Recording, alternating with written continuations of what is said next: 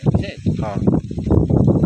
আচ্ছা দর্শক মণ্ডলী, প্রিয় বন্ধুরা, সবচেয়ে মজার বিষয় হচ্ছে ঈদের ছুটিতে আজকে আমার এক বন্ধু আরিফ, ওর একটা ইনভাইটে আমি এসেছি। আসলে ওরা যে এত সুন্দর একটা প্রোগ্রাম করতেছে, এই প্রোগ্রামটা আমার জানা ছিল না।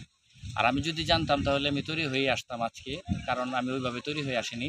আরিফ আজকে এসে আমাকে এত সুন্দর একটা মানে অনুভূতির জায়গায় দাঁড়া করাইছে, যেটা আমি বলার মতো আমার ভাষা নাই। কারণ নারায়ণগঞ্জের বন্দরে অ্যাটলিস্ট লক্ষণকলায় এত সুন্দর জায়গা আছে, এই জায়গাটা আমি কখনো চিন্তা করতে পারি না।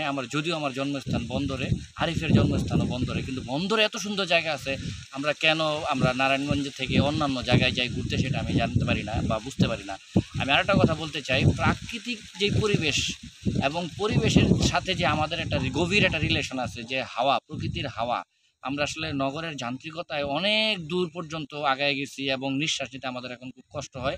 আমাদের কাছে, আপনাদের কাছে, আমার যারা এই ভিডিওটা দেখবেন, আপনার কাছে আমার কাছে জোর রিকোয়েস্ট থাকবে, জোর আবেদন থাকবে, আপনারা অবশ্যই প্রকৃতির কাছাকাছি যান, নিঃশ্বাস নেন এবং বেশি দিন করে আনন্দে বেঁচে থাকুন। কারণ এই যে ন্যাচারাল যে একটা দোস্ত, এই ভিডিও একটু দেখাও, এই যে দেখেন কি বাতাস, এই বাতাসটা সচরাচর আমাদের চোখে পড়ে না।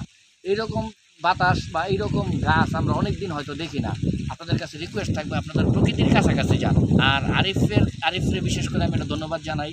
আরিফ যদি আজকে আমাকে এত সুন্দর সবুজ, এই সবুজটা যদি না দেখাতো, হয়তো আমার চোখ আজকে এই সবুজের কাছে আটকে গেছে। আমাদের কাছে আমার রিকোয়েস্ট থাকবে, এই সুন্দর এই জায়গাটা আপনারা আসুন, ঘুরে যান এবং দেখুন।